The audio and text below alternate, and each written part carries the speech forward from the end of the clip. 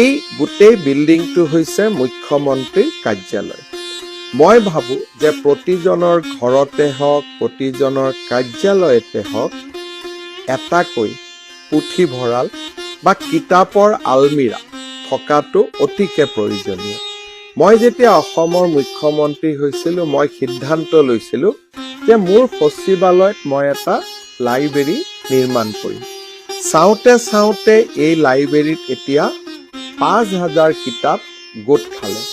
ইয়াতে আমি আমাৰ স্বামী বিবেকানন্দ, মোদী এট 20, অসমৰ চাহ, কেইবাখনো এনেকুৱা মই ভাল পোৱা কিতাপ ইয়াতে আমি ধৰি ৰাখিছোঁ।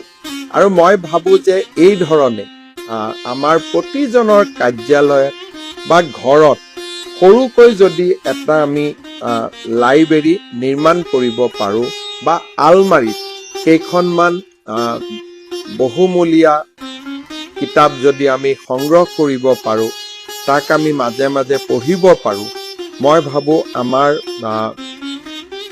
জীৱনৰ প্ৰতি থকা যিটো আমাৰ দৃষ্টিভংগী, সি সদায় সঠিক আৰু শুদ্ধ হৈ থাকে।